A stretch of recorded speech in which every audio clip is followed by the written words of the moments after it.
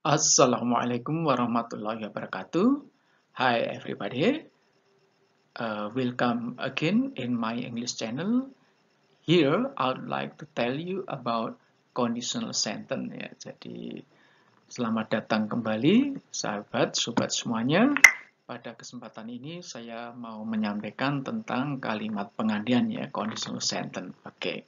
Let me tell you the definitions of conditional sentence first ya. Apa sih pengertian dari kalimat penggantian itu ya?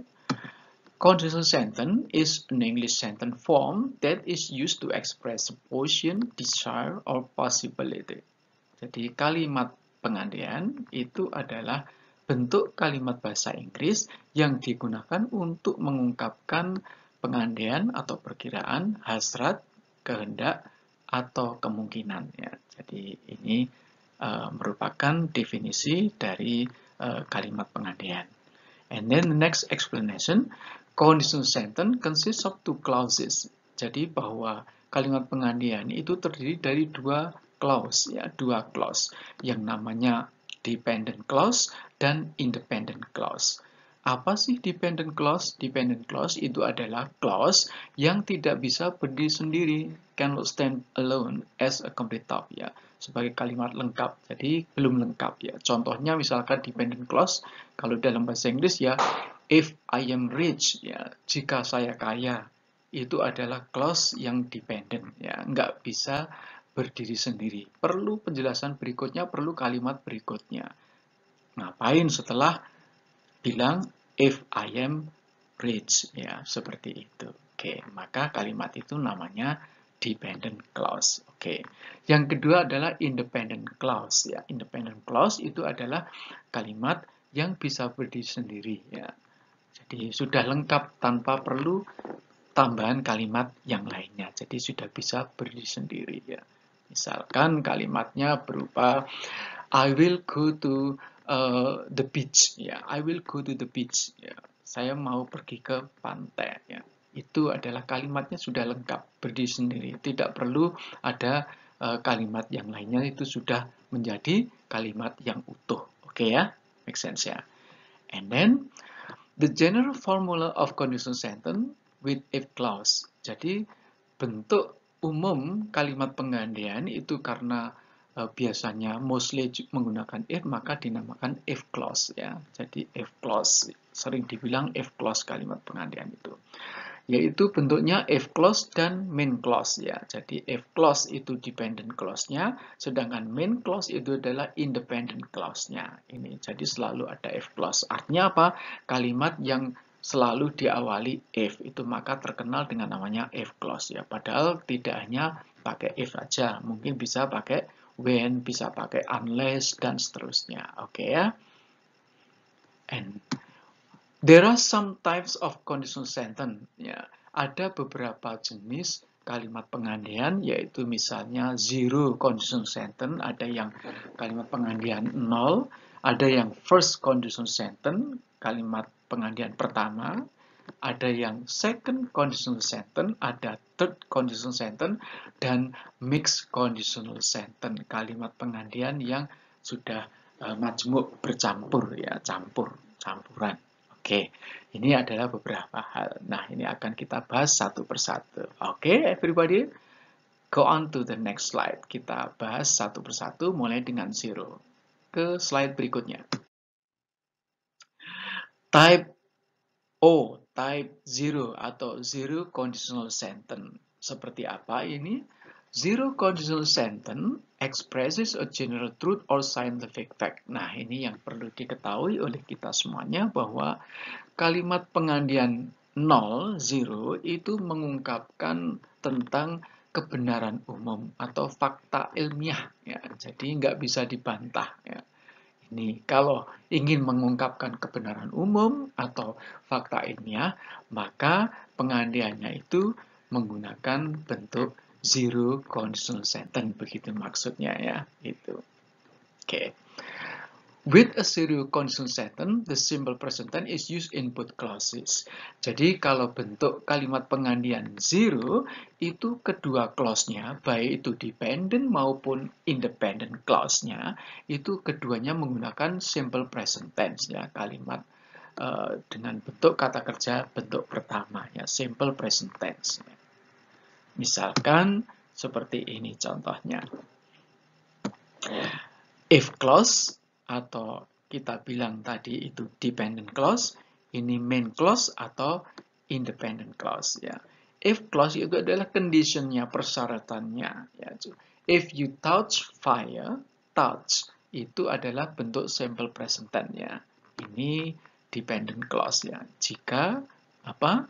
Yes, jika kamu menyentuh api, gitu ya. Apa yang akan terjadi di resultnya itu, akibatnya ini namanya main clause-nya, yaitu kita bisa menyampaikan misalkan you get burned, ya, you get burned.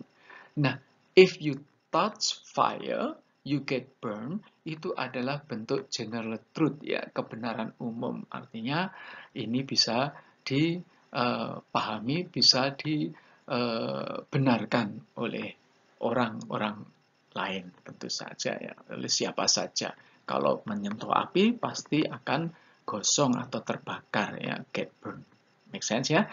Nah, bentuk simple present tense-nya di dalam if clause adalah touch, kata kerja bentuk pertama, yang main clause-nya bentuk simple present tense-nya adalah get ini, ya, bukan burn-nya tapi get. Oke, ya.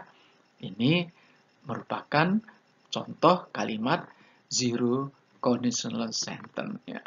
Satu hal lagi juga bahwa kalau if clause-nya di depan seperti ini, don't forget you use comma, ya. Anda gunakan koma untuk memisahkan antara if clause sama main clause ini. Ada komanya, ya. Gitu. Seperti ini. If you touch fire, comma, you get burned. Gitu.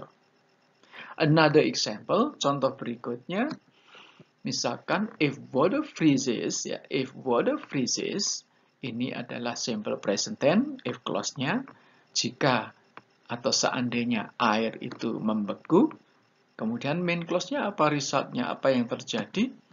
It becomes ice, akan menjadi atau menjadi es, ya. Jadi jika air membeku, itu menjadi es. Ini merupakan bentuk scientific fact, ya, scientific fact. Bisa dibuktikan Anda masukkan air di dalam freezer, maka nanti akan Anda dapatkan es di dalamnya. Oke, ya, akan menjadi es.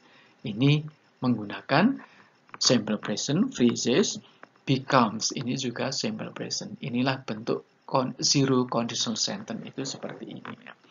And then what is the difference? Apa bedanya? Ini kok pakai es, sedangkan yang atas enggak, ya. Ini ya tentu saja mengikuti aturan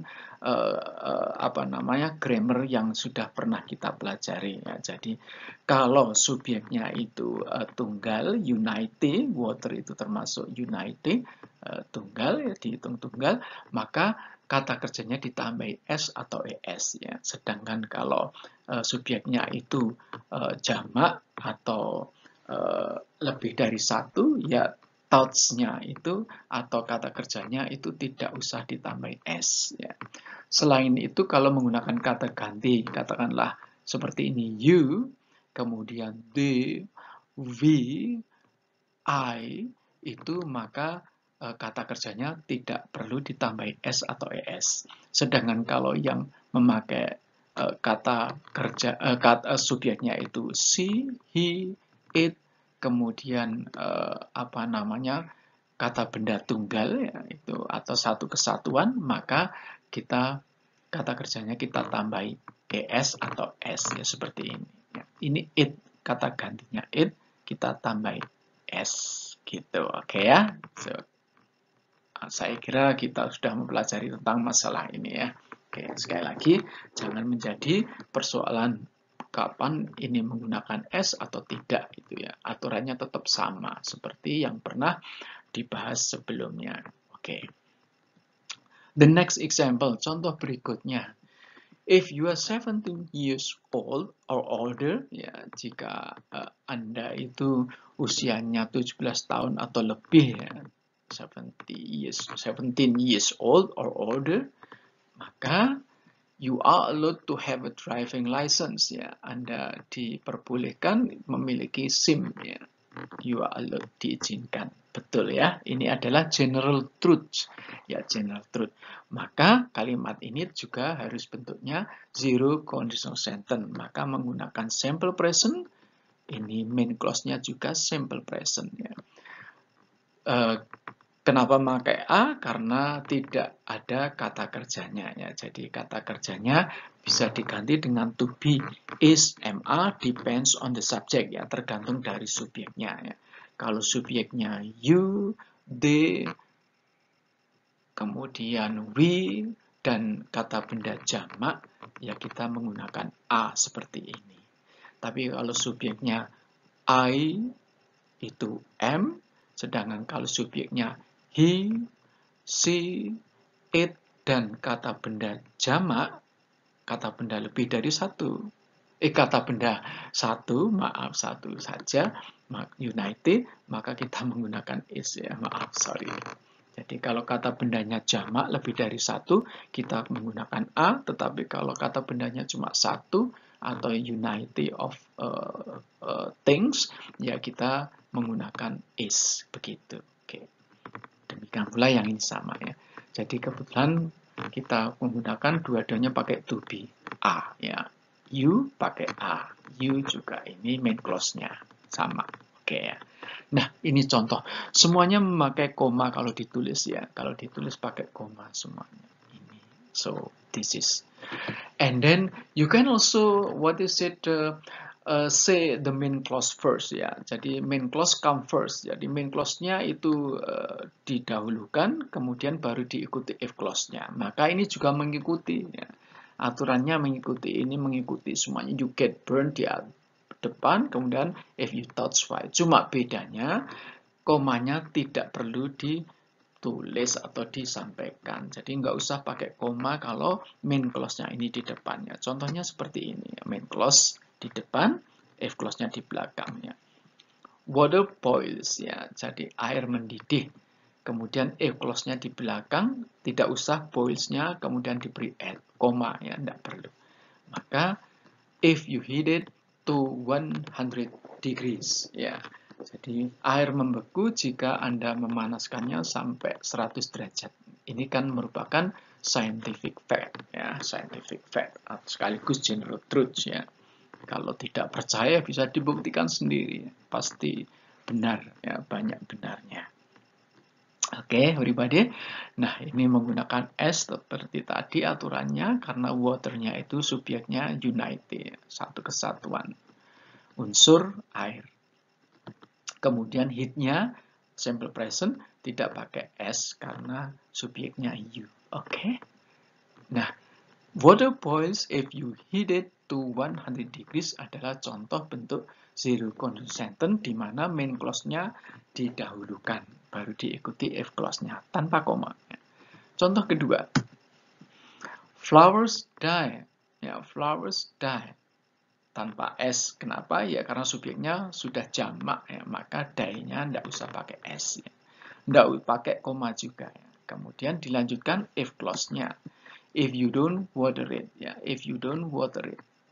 Jadi bunga-bunga itu mati, bunga-bunga mati jika Anda tidak menyiraminya. Ya. Ini simple present, ini simple present tapi negatif, ya, jadi pakai do, not, atau disingkat don't, ya. Jadi kalau subjeknya you, they, I, gitu, ya, we, itu kita pakai do, not, atau don't untuk bentuk negatif dari simple present, ya. Selain itu pakai doesn't. She doesn't, he doesn't, gitu. Orang lebih dari satu atau kata benda jamak ya doesn't. Maaf. Kata benda tunggal ya kita pakai doesn't. Aduh, sampai keliru. Oke, ya. Seperti itu everybody, ya. Oke. The next example, contoh berikutnya. Everybody eats, everybody eats, ya. Everybody eats. Pakai S, ya. Oke, simple present. Kemudian apa yang terjadi? if they feel hungry, ya, if they feel hungry. Ya. Jadi setiap orang itu makan jika mereka merasa lapar. Ya, ini adalah general truth ya, kebenaran umum ya. Mostly people akan makan kalau merasa lapar. Gitu, ya. Sudah seperti itu. Nah, sekali lagi semuanya ini adalah bentuk zero conditional sentence yang mana penulisannya, penyampaiannya Anda bisa mendahulukan if clause-nya baru diikuti main clause, atau main clause-nya didahulukan kemudian baru if clause-nya mengikuti. Cuma bedanya koma ya.